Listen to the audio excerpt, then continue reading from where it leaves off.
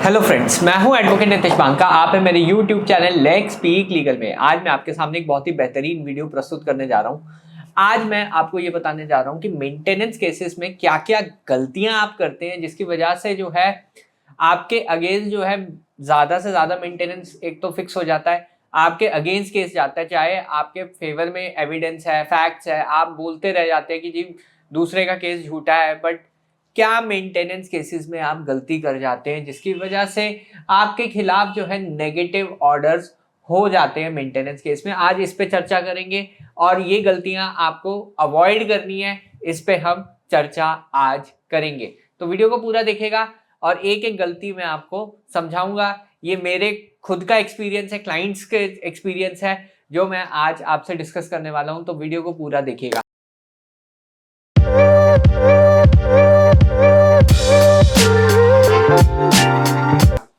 गलती नंबर 1, आप पता नहीं लगाते हैं वाइफ कहाँ पे आपकी वर्किंग है, किधर वो कार्यरत है, आप नहीं पता लगाते हैं। वो कितना कमाती है, किधर काम करती है, एटलीस्ट आपको ये पता होना चाहिए कि वो कहाँ पे एम्प्लॉयड है।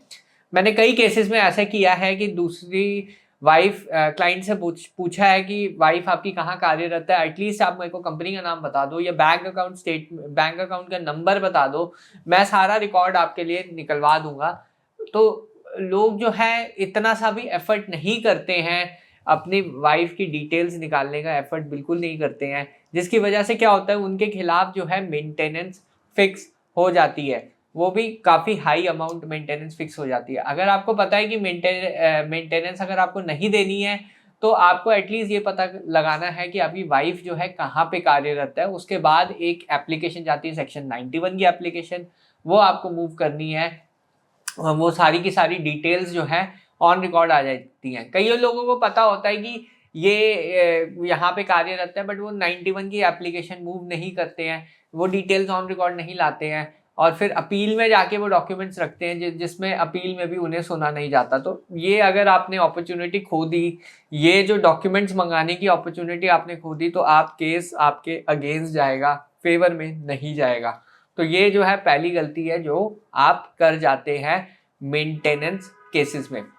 दूसरी गलती ये है कि आप जो है जो डॉक्यूमेंट्स अगर आपको मिल जाते हैं बैंक के या कोई भी डॉक्यूमेंट्स आपको मिल जाते हैं, वो आप डायरेक्टली कोर्ट में प्रेजेंट कर देते हैं। कोर्ट जो है ऐसे डॉक्यूमेंट्स पे रिलाई नहीं करता। वो अगर प्रॉपर सोर्स से नहीं आ रहे, अगर बैंक के कॉन्फिडेंशियल डॉक्यूमेंट्स है तो वो बैंक के थ्रू आने चाहिए। उसकी प्रक्रिया भी सेक्शन 91 के थ्रू है। अगर आप डायरेक्ट जो है डॉक्यूमेंट्स, बैंक के डॉक्यूमेंट सीधा जो है कोर्ट के सामने रख देंगे, कोर्ट जो है उन पे रिलाई नहीं करेगा और आपके खिलाफ ही ऑर्डर जाएगा। तो बेटर है कि एक आप प्रॉपर चैनल से वो डॉक्यूमेंट्स ऑन रिकॉर्ड लेके आओ। अगर आपको पता है वाइफ यहाँ पे वर्किंग है, बैंक जाके गलत तरीके से डॉक्यूमेंट्स मत निकलवाइए। एटलीस्ट एक आप मिनिमम डिटेल्स आप पता लगा लीजिए कि बैंक की क्या डिटेल्स हैं। बाकी जो है कोर्ट काम करेगा। कोर्ट या तो पिटिशनर से बोलेगा, यानी वाइफ साइड से बोलेगा कि आप जो है डॉक्यूमेंट लेके आइए, या फिर बैंक से डायरेक्टली बोल देगा कि आप जो है ये डॉक्यूमेंट्स लेके आइए। फिर आप तीसरी गलती ये करते हैं कि कई बार वाइफ साइड जो है जॉब चेंज कर लेती है, इंक्रीमेंट हो जाता है, इस चीज़ का आप ध्यान नहीं रखते हैं। अगर वाइफ साइड की जॉब में इंक्रीमेंट हो रहा है या सैलरी बढ़ रही है, उसका आपकी मेंटेनेंस पे बहुत ज़्यादा असर पड़ेगा। एक हाल ही में एक केस था जिसमें वाइफ साइड की 10,000 से 15,000 महीना जो है सैलरी बढ़ गई थी।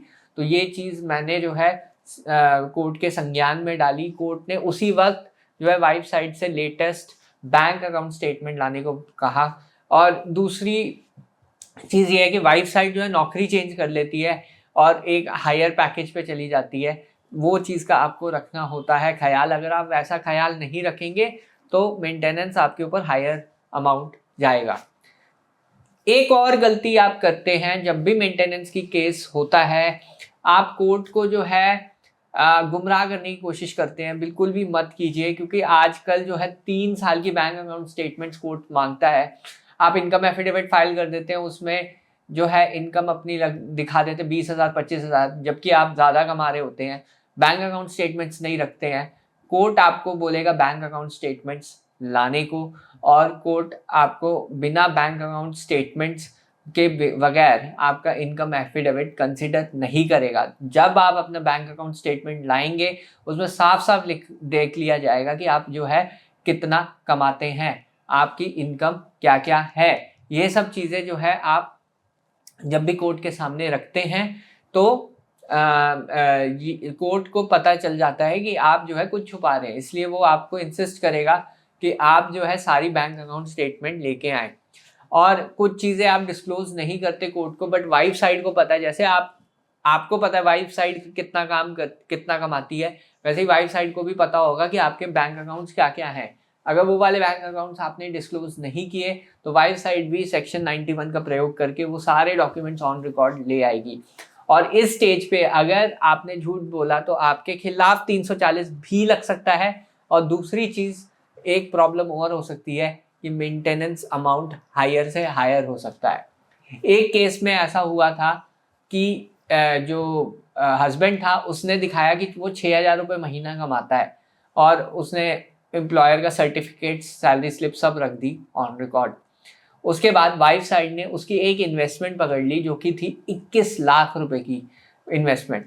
कोर्ट ने कहा कि ये जो हस्बैंड है वो झूठ बोल रहा है, 6,000 कमाने वाला व्यक्ति 21 लाख की इन्वेस्टमेंट कभी नहीं करेगा।